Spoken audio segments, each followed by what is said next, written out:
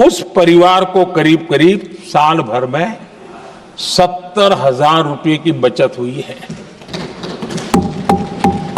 स्वच्छता अभियान कहो, टॉयलेट बनाने का काम कहो, शुद्ध जल पहुंचाने का काम करो, कितना बड़ा फायदा हमारे सामान्य परिवार को हो रहा है। आदरणीय अध्यक्ष जी, नल से जल,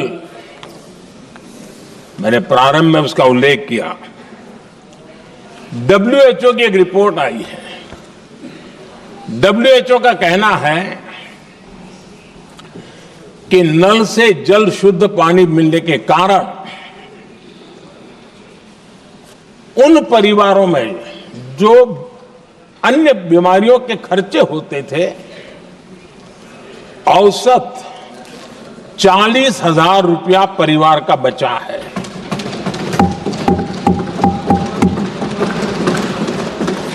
मैं ज्यादा गिन नहीं रहा हूं, लेकिन ऐसी अनेक योजना है जिन योजनाओं ने सामान्य मानवीय के खर्च में बचत की है।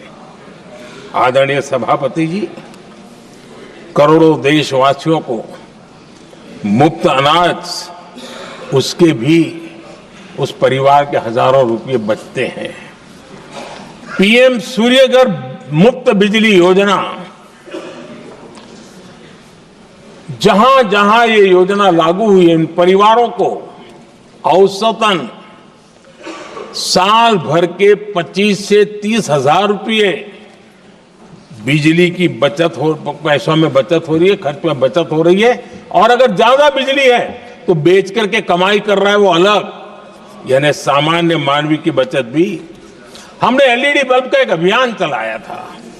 आपको मालूम है कि हमारे आने से पहले LED बल्ब 400 रुपये में बिकते थे। हमने इतना अभियान चलाया, उसकी कीमत 40 रुपये हो गई। और LED बल्ब के कारण बिजली की भी बचत हुई और उजाला भी ज्यादा मिला, और उसमें देशवासियों के करीब 20,000 करोड़ रुपए बचे हैं। आदरणीय सभापति जी, जिन किसानों ने सॉइल हेल्थ कार्ड का वैज्ञानिक तरीके से उपयोग किया है, उनको बहुत फायदा हुआ है। और ऐसे किसानों को प्रति एकड़ 30,000 रुपये की बचत हुई है। आदरणीय अध्यक्ष जी, बीते 10 साल में इनकम टैक्स को कम करके भी हमने मिडिल क्लास की बचत को बढ़ाने का काम किया है। आदरणीय अध्यक्ष जी, 2014 के पहले ऐसे बम गोले फेंके गए, बंदूक की ऐसी गोलियां चलाई गई कि देशवासियों का जीवन छलनी कर दिया गया था।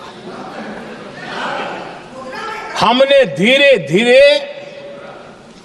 उन घावों को भरते भरते आगे बढ़े।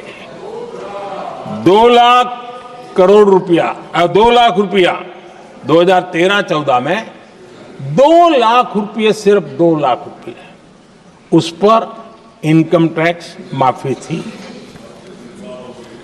और आज 12 लाख रुपये संपूर्ण रूप से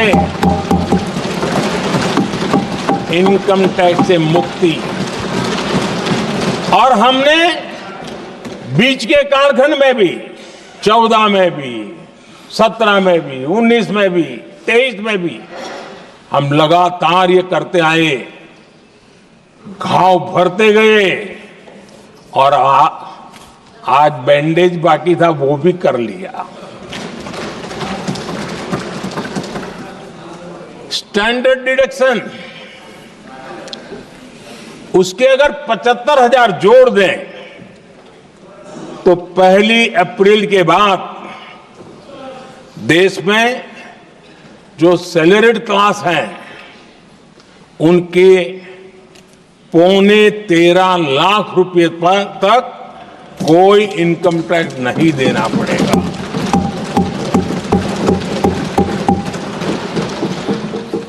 आदरणीय सभापति जी, आप जिस समय युवा मोर्चा में काम करते थे तब एक बात आप सुनते होंगे, पढ़ते भी होंगे। एक प्रधानमंत्री आए दिन 21वीं सदी बोला करते थे। एक प्रकार से रट गया था, तकिया कलाम जैसा हो गया था, तो बोलते थे 21वीं सदी। जब इतनी बार बोला जाता था तो उस समय टाइम्स ऑफ इंडिया में आर.के. लक्ष्मण ने एक बड़ा शानदार कार्टून बनाया था। वो कार्टून बड़ा इंटरेस्टिंग था। उस कार्टून में एक हवाई जहाज है, एक पायलट है। अब उन्होंने पायलट क्यों पसंद किया वो तो मुझे मालूम नहीं। कुछ पैसेंजर बैठे थे और हवाई जहाज एक ठेले पे रखा हुआ था और मजदूर ठेले को धक्का मार रहे थे और 21वीं सदी लिखा हुआ था। वो कार्टून उस समय तो मजाक लग रहा था, लेकिन आगे चल करके वो सच सिद्ध हो गया। आदरणीय अध्यक्ष जी, ये कटाक्ष था जमीनी सच्चाई से। तब के प्रधानमंत्री कितने कटे उठे थे और हवाई बातों में लगे हुए थे, इसका वो जीता जागता प्रदर्शन करने वाला कार्टून है।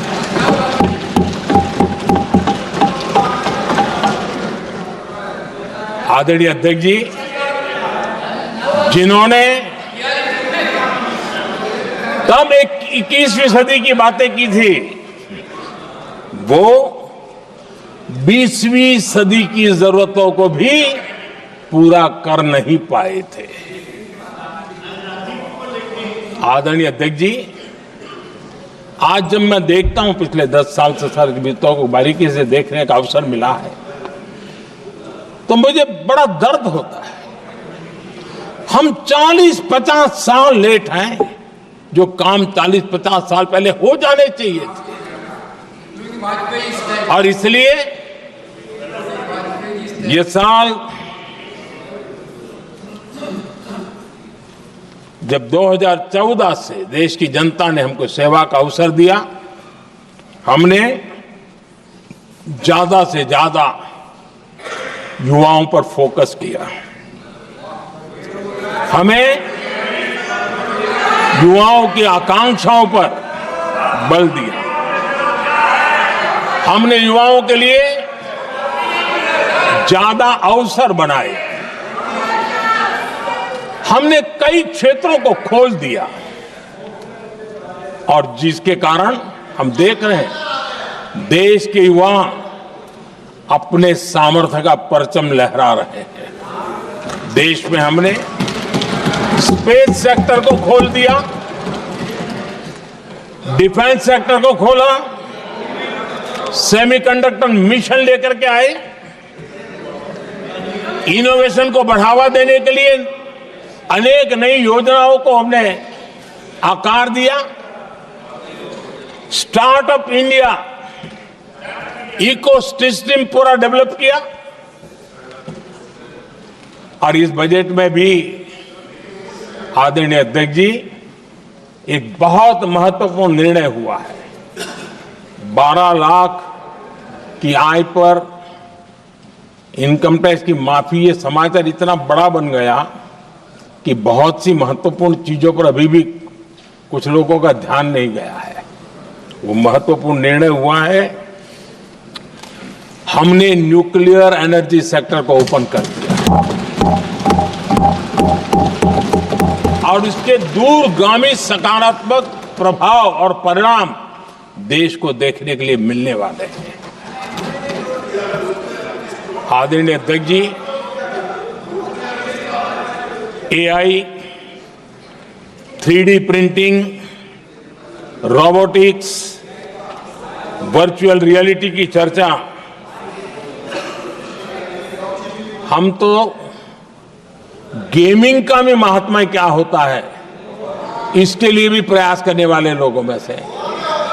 मैंने देश के नौजवानों से कहा है कि दुनिया का गेमिंग क्रिएशन का, क्रिएटिविटी वर्ल्ड का कैपिटल भारत क्यों न बने। और मैं देख रहा हूं बहुत तेजी से हमारे लोग काम कर रहे हैं।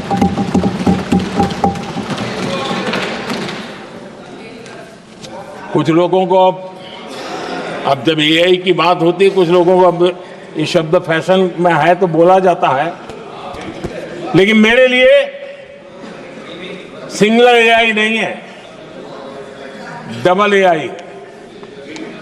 भारत की डबल ताकत है। एक एआई आर्टिफिशियल इंटेलिजेंस, दूसरा एआई एस्पिरेशनल इंडिया।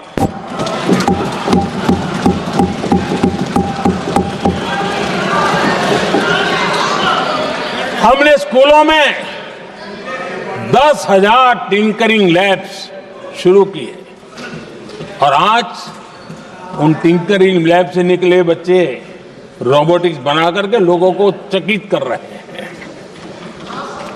और इस बजट में 50,000 नए टिंकरिंग लैब्स उसका प्रावधान किया गया। भारत वो देश है जिसके इंडिया एआई मिशन को लेकर के पूरी दुनिया बहुत आशावादी है और विश्व के एआई प्लेटफॉर्म में भारत की मौजूदगी एक महत्वपूर्ण स्थान प्राप्त कर चुकी है।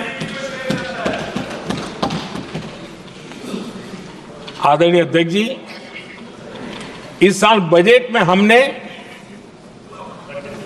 डीप टेक के डोमेन को में इन्वेस्टमेंट की बात की है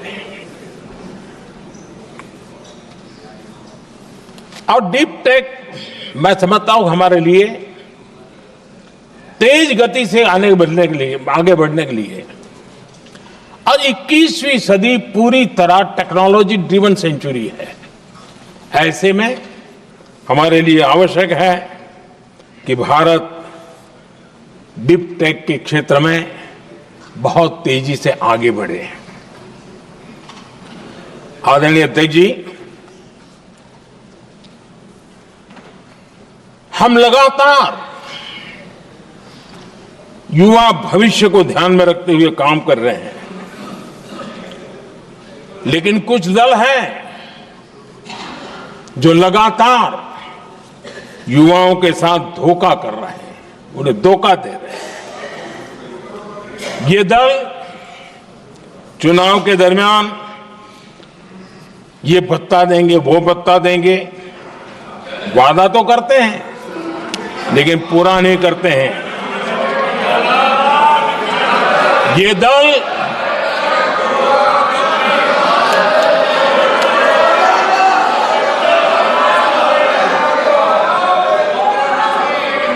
प्लीज माननीय सदस्य गरिमा प्रतिष्ठा बनाए रखें। भारत की संसद में आप प्लीज बैठे बैठे टिप्पणी नहीं करें और नए माननीय सदस्य बैठे बैठे टिप्पणी कर रहे हैं। आदरणीय अध्यक्ष जी, ये दल युवाओं के भविष्य पर आपदा बनकर गिरे हुए हैं।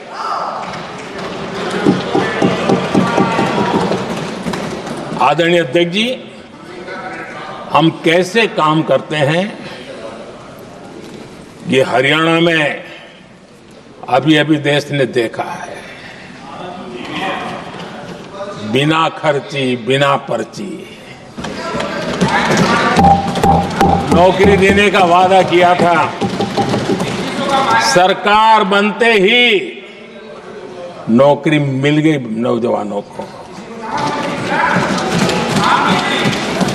हम जो कहते हैं उसी का परिणाम है। आदरणीय अध्यक्ष जी, हरियाणा में तीसरी बार भव्य विजय और हरियाणा में के इतिहास में तीसरी बार विजय, ये अपने आप में ऐतिहासिक घटना है।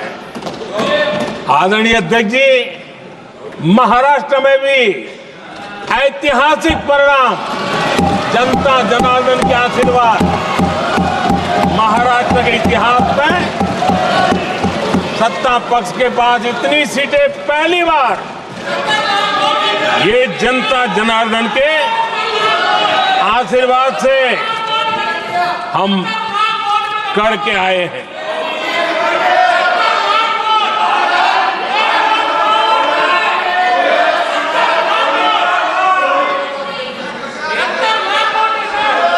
कुछ समझते हैं आदरणीय चीजों को? अध्यक्ष जी, कल जवाब दिया था ना आपको। चलिए, आदरणीय राष्ट्रपति जी ने अपने अभिभाषण में हमारे संविधान के 75 वर्ष होने पर भी विस्तार से चर्चा की है। आदरणीय अध्यक्ष जी, संविधान में जो धाराएं हैं, उसके साथ साथ संविधान का एक स्पिरिट भी है, और संविधान को मजबूती देने के लिए संविधान की भावना को जीना पड़ता है। और मैं आज उदाहरणों के साथ बताना चाहता हूं। हम वो लोग हैं जो संविधान को जीते हैं।